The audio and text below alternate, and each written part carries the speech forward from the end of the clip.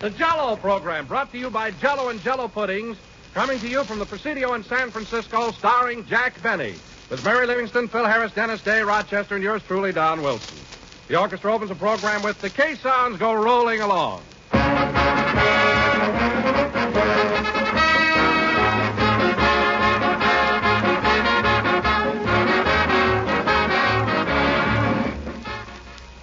Never in all the 40 years or more that folks have been buying Jello has Jello tasted more delicious.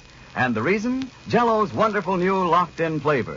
By means of an exclusive Jello process, Jello's swell, tempting flavor is locked in to give you extra goodness, new delight, richer enjoyment. For Jello today is better than ever. Now that its tangy, tantalizing flavor is locked right into the tiny Jello particles, Jello offers you new high in pleasure. More than ever, its intriguing goodness brings to mind the grand, refreshing flavor of the juicy, ripe fruit itself. More than ever, Jello gives you real dessert delight. And all because of this new Jello process that locks in the magic of Jello's glorious flavor. You can prove for yourself that this delicious Jello flavor actually is locked in. Open a package of Jello. Notice there's no sweet, fruity odor, no telltale aroma to warn of escaping flavor.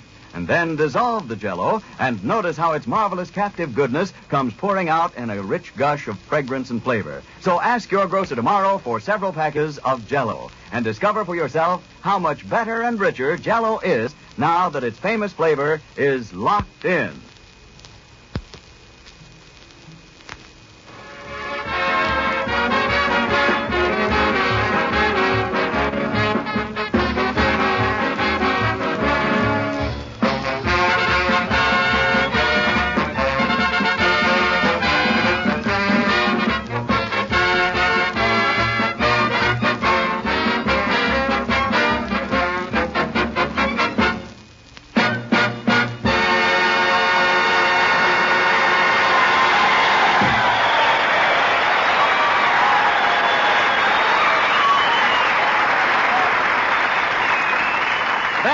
The Caissons Go Rolling Along, played by the orchestra. And now, ladies and gentlemen, inasmuch as we are broadcasting from the U.S. Army post at the Presidio in San Francisco, and this being the birthday of George Washington, it is only fitting that we bring you a man who fought heroically for that great general at Valley Forge, Jack Benny.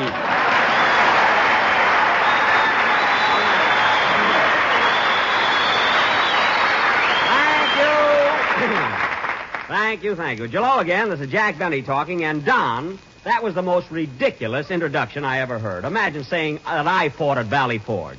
Why, it's absurd. But, Jack, you told me to mention your war record. I meant the World War.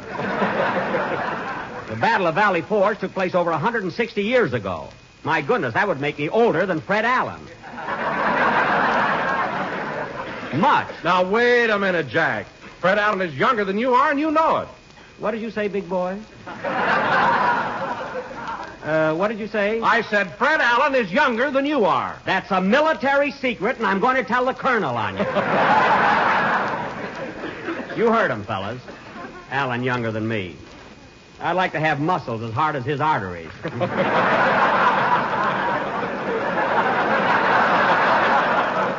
Anyway, Don, it's nice being up here in Frisco, as they don't say, isn't it, huh? Ah, yes, Jack, it certainly is. And by the way, Don, as long as I'm paying everybody's expenses on this trip, may I inquire where you're stopping? Oh, the little woman and I have a lovely suite at the Fairmont Hotel. A suite, eh? That's several rooms, isn't it? Yes. You see, Jack, I'm a pretty big man, and when I take my belt off at night, I spread out. I don't care if you overflow like a volcano, get into one room. You don't need a suite. But, Jack, Peggy and I have a lot of friends here in town, and we wanted a place where we could serve tea in the afternoon. Oh, tea, eh? Well, from now on, brother, your friends can lift their Liptons in the lobby. Get into one room. Huh? All I say is what's good enough for me is good enough for my cast. Well, perhaps you're right. By the way, Jack, where are you stopping? Who, me? Dennis and I have a beautiful room at Ye Ocean Spray Auto Court. Over in Alameda. It's a lovely place. It's run by a retired ferry boat captain. Well. In fact, that's what it is, an old ferry boat. We're living in what was formerly the poop deck. Of course, it's been redecorated, you know. Well, that sounds quite novel. Have you a private bath? What was that, Don? I said, have you a private bath? Well, there's a bolt on the door, if that's what you mean.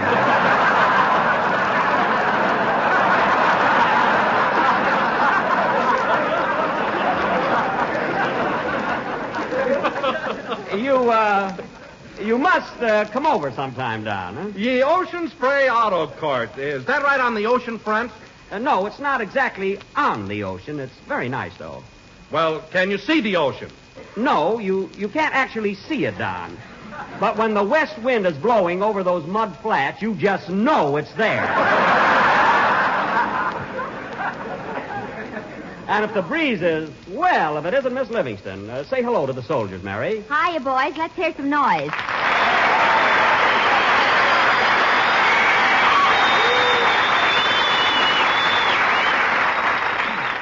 You asked for it, and you got it. I can't understand it, Mary, but every time we entertain the soldiers, you get a much bigger reception than I do. Why is that? I guess my legs are prettier than yours, huh, cutie? Oh, I don't know about that, young lady. Now, I'll leave it to any... Oh, roll down your pants. Who cares? Well, you started it. By the way, Mary, as long as you're here, I want to settle something right now in front of Don Wilson and all the fellas here. Who is older, Fred Allen or me? I don't see any insurance men chasing either one of you. I can still get fire and theft, Smarty.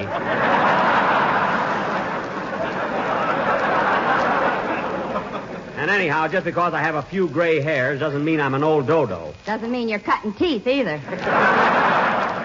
Well, I'm glad you mentioned that, Mary, because it so happens that I have a brand new tooth coming in.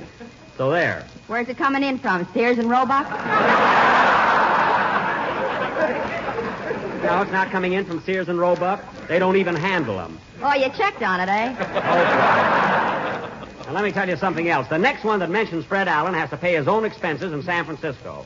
By the way, Mary, where are you stopping? Oh, I have a lovely suite at the Sir Francis Drake. Listen, Mary, you could very well have taken one room instead of two. I've got 3. Yay! What do you need 3 rooms for? Well, I've got a lot of friends in town, and I have to have a place where I can serve tea in the afternoon. Tea. Everybody giving tea parties.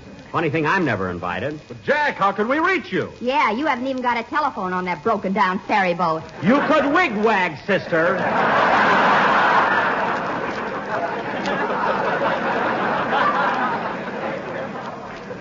You could wigwag. You got the wig. How could we wag it? I mean with flags. You may laugh at the Ocean Spray Auto Court, Mary, but it's lovely there, isn't it, Dennis? I said it's lovely there, isn't it, Dennis? Do you mind if I take a bow first, Mr. Benny? No, go right ahead.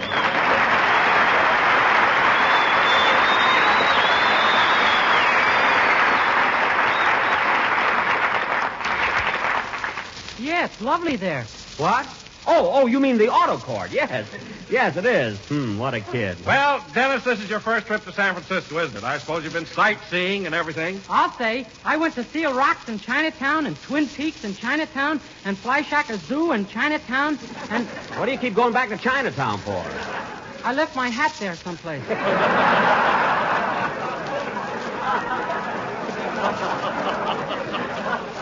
Oh, well, I hope you find it. Me too. Am I sick of chop suey?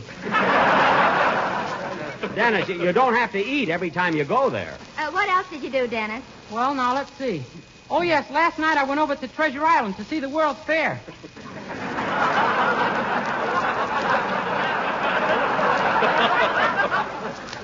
The World's Fair? Save your money, brother. It ain't much.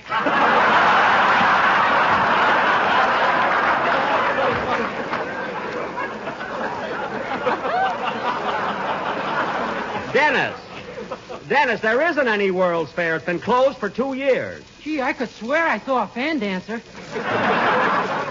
A fan dancer. You know, kid, I'd give $1,000 for your imagination. At your age, it's a bargain. Oh, shush. Well, Dennis, now that you're here, I think the boys would like to have you do a song. What's it going to be? I'm going to sing a brand new number called Private Buckaroo. Good. Let's have it, kid. Hold it a minute. Come in.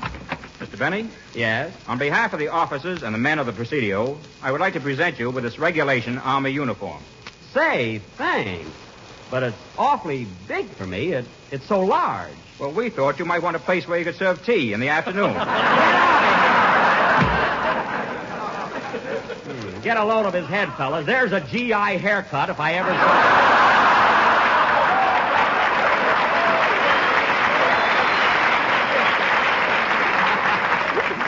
GI means government issue, folks. Sing, Dennis.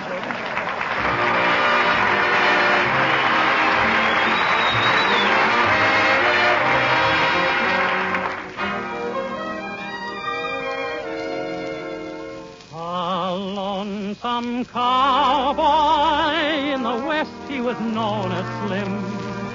Now in the Army, they've a new name for him. Private Buckaroo. Way out on a range that he's a stranger to. Dreams he hears the cattle lowing, but it's just a bugle blowing. Blue Private Buckaroo. They're in company queue, away from corrals and all the fowls he knew. Won't be having any hand in this year's roping, this year's branding. Blue Private Buckaroo. Each night beneath the evening star, he strums on his old guitar. Till it's bid along, Buckaroo, you're in the Army.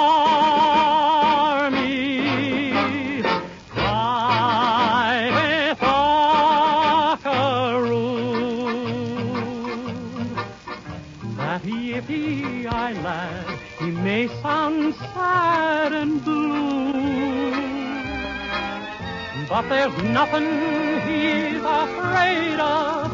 Got the stuff a cowboy's made of. True blue Private Buckaroo.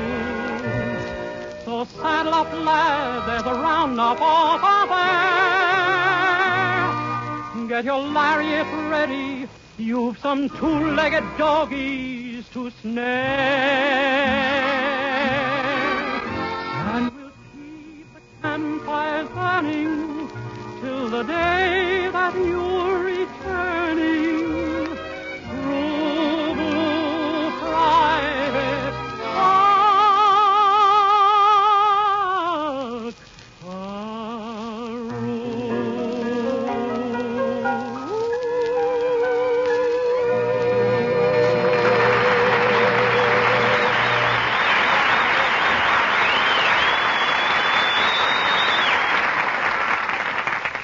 Private Buckaroo, sung for the first time on the air by Dennis Day. Swell, Dennis. And now, ladies and gentlemen... Say, Mr. Benny, What is it, kid? we sure had a lot of excitement at the Streets of Paris Cafe the other night, didn't we? Yes, yes. And now, ladies and gentlemen... Why did they throw you out? You didn't do anything. Forget it, kid, forget it. And now, ladies and Wait gentlemen... a minute. I want to know what happened at the Streets of Paris the other night. Oh, there was a little argument, that's all. Dennis and I were out for an evening of fun, so we walked into this cafe with a couple of cute girls. Yeah, we followed them for miles.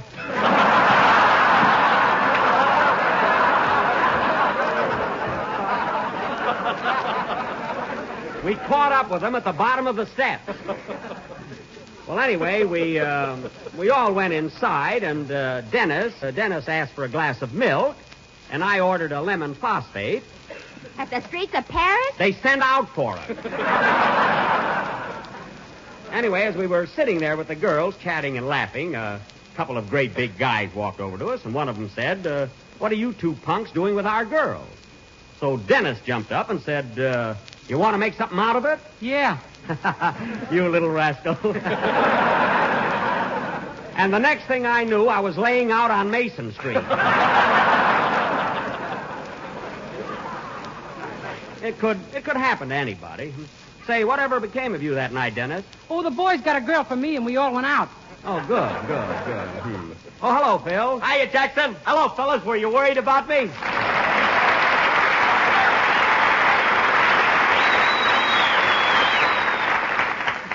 Were you worried about me? There's the only marcelled ham I ever saw. Well, Phil, here we are in San Francisco. The old town's as peppy as ever, isn't it? Yes, sir, and I'm sure getting a kick out of broadcasting for the soldiers here at the Presidio.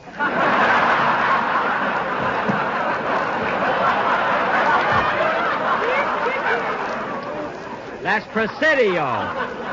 Presidio. All right, how far did I miss it? That's right. For you, that's a bullseye. By the way, Phil, I'm doing a little checking up around here. Where are you stopping in town? Well, I got a suite over at the Palace Hotel. You got a what? Well, here we go again. You can sing that, sister. Listen, Harris, what's the idea of getting a suite? Well, I got a lot of friends in town, and I need a place where I can... I know. A place where you can serve... What's that?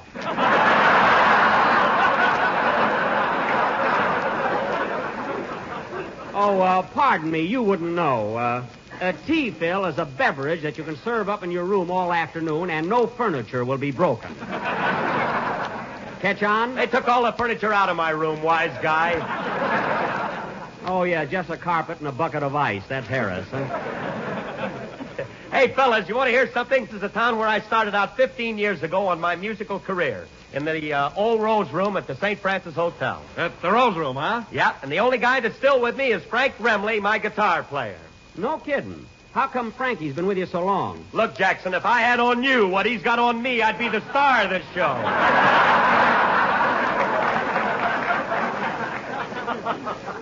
Oh, I always thought that guitar had a dictaphone in it.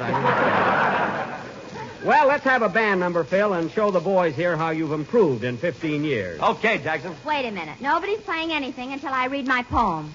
Mary, what is this? Every time we visit a camp, you have to write a poem. That's right. Well, you're not going to read one today. I forbid it. Colonel Montanus said odd. Oh, he did, eh? Listen, Mary, who's running this post? Me or the... Uh-oh, what am I saying? Gosh. Boy, are you going to peel potatoes? Well, Mary, if the Colonel wants to hear your poem, I'm only too happy to oblige him. What's the title of it? I like a soldier. Boy. She means I like a soldier boy. I know what I mean. Okay, read your poem. I love soldiers, they're so gay, and they're charming, I might say. So give me a soldier any day, or any night if he can get away. Hey, not bad. Continue. I went dancing at the Y, and I saw a handsome guy. I dropped my hanky trimmed with lace. He picked it up and wiped his face. You mean he passed you by? He passed me by without a glance. So I spoke to him and took a chance. Say, buddy, would you like to dance? I'd love to, miss, but I ripped my shirt.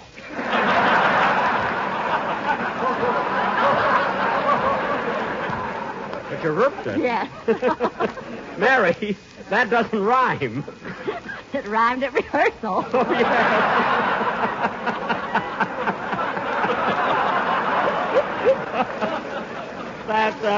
That's a very good poem, Mary. Now, Phil, let's have a... Oh, wait a minute. Last verse all out. Good. If you listeners all could see these young men in front of me, you'd buy some bonds and buy some more and win the war with a great big score. The end.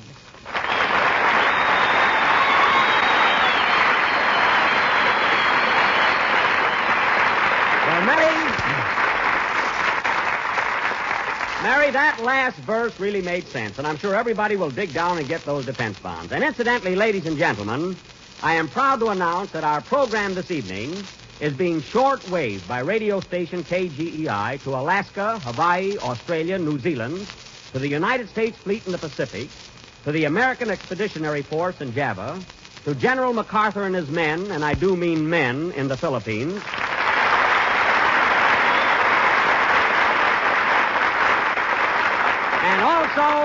Also to the American volunteer flyers guarding the Burma Road. So go ahead with your number, Phil, and I don't have to tell you to play loud. You will anyway.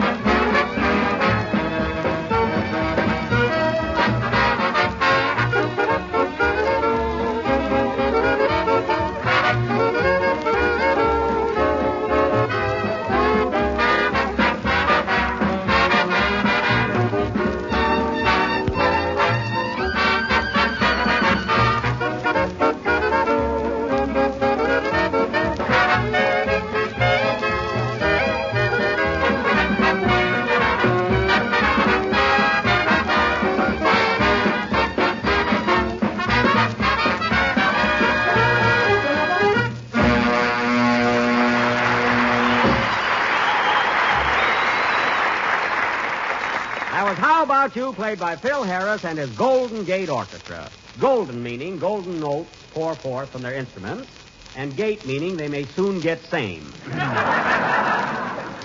And now, ladies and Well, gentlemen... that's a fine thing to say after what we went through to get up here.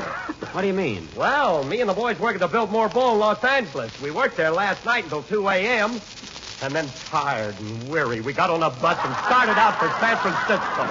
Uh-huh. And 473 miles of tough driving across deserts and mountains. And then we went through rain and storm, little knowing what dangers lurked ahead of us. Danger? And when we arrived this morning hungry and thirsty and disheveled, our first thought was to rush over here and rehearse 3 hours for this broadcast. Gee. Can you imagine all that trouble just for one lousy number? Yeah, don't seem right. Hungry, thirsty, and disheveled. Well, that's loyalty for you. Yeah, remind me, Phil, when we get back to Hollywood, I'll give the boys a bonus. They do look disheveled. Those guys look disheveled every week. Come to think of it, they're thirsty every week, too. Forget that bonus, Phil. And now, folks... You mean to say you're really going to hand out a bonus? Yes, I was going to hand out a bonus. What are you laughing at? You wouldn't give a dog us a bonus. Mary, one more crackus like that, and a floor walker at the May Company will be your new straight man. I wish you'd go to Sausalito. All right, Don, I wish Mary would go to Sausalito. Oh, Jack, this is the most ridiculous one yet. Don, I wish Mary would go to Sausalito. It's a nice little town across the bay. I know where it is, and I'm not going to do that silly commercial.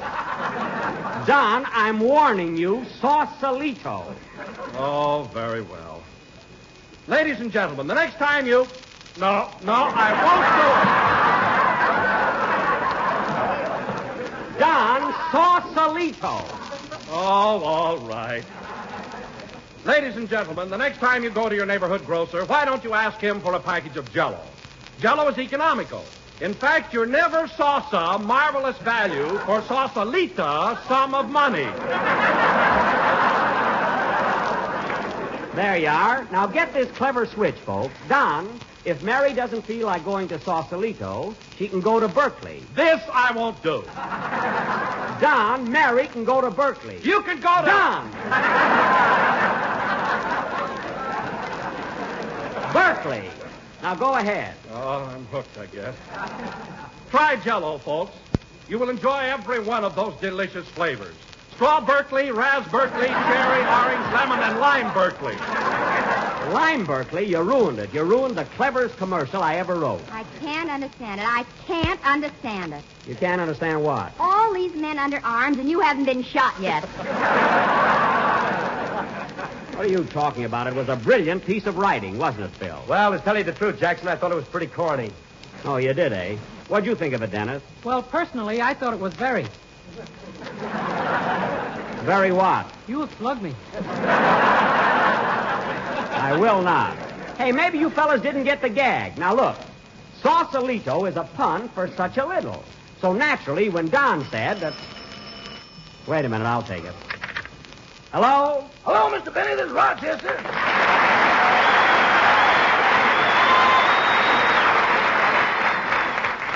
What do you want, Rochester? Say, boss, I think you ought to check into a hotel tonight. Why? What's the matter? You know that old ferry boat we've been living on? Yes? Well, the tide came in and it went out.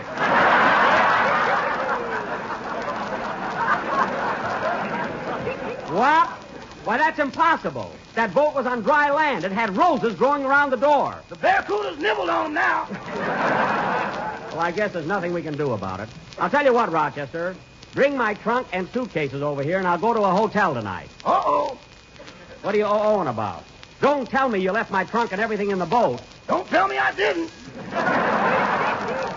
What do you mean? Well, boss, at the time of the unexpected launching, Yes? due to no women and children, I got off first.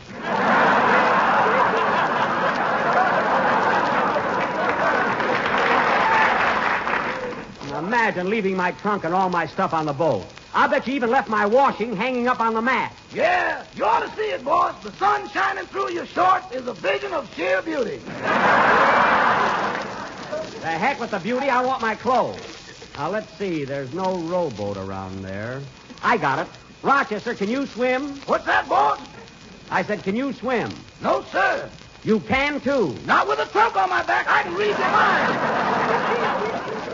Well, I'll tell you what, Rochester, I'll be through here pretty soon. Then when we can rent a motorboat and go out and get it. Okay, goodbye. Goodbye. Oh, say, boss, Now what? after we get all straightened out, can I have the night off? Why, where are you going? Well, I got some friends in Oakland, and they invited me over for tea. Tea? Yeah, only we're going to break up the furniture. I thought so. Well, all right, if we get through early enough. So long. So long, boss. Can you imagine anything like that? What's the matter, Mr. Benny? You know that ferry boat you and I were living on? Yeah? Well, your blue third suit will be passing the Bay Bridge any minute now. Play, Phil. And now for a new Jello dessert that's really swell. Something different and something mighty delicious, too. It's a tempting new treat called Cherry Cubes with pineapple, a brilliant combination of golden canned pineapple and rich crimson Jello cherry Jello. Here's a clever Jello receipt that is simply unrivaled for lovely shimmering color and delightful flavor. Yet it's one of the easiest desserts you ever made. All you have to do is dissolve a package of Jello imitation flavor in 1 pint of hot water and hot pineapple juice. Turn into a loaf pan and chill until firm. Then cut into cubes and pile in sherbet glasses along with 3 slices of canned pineapple diced. The result will be a grand treat, a dessert that the whole family will love. Golden nuggets of canned pineapple deliciously blended with tiny glistening cubes of bright red cherry Jello. So get a package of cherry Jello tomorrow and make up this gay, colorful treat. Just remember when you buy to be sure to get genuine Jello, because Jello's locked-in flavor gives you extra richness. We're a little late, so good night, folks.